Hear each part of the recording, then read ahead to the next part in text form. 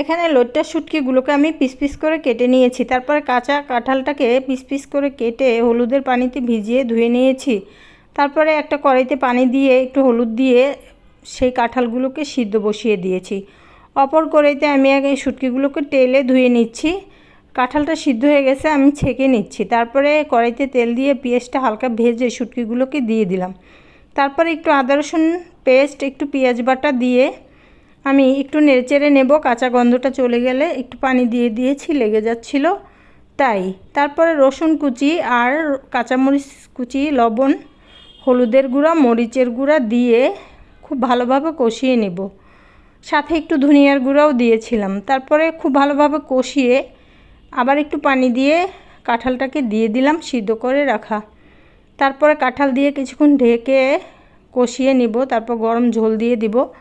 মাঝখানে একটু লবণ দিয়ে দিয়েছি, খুবই মজা ছিল।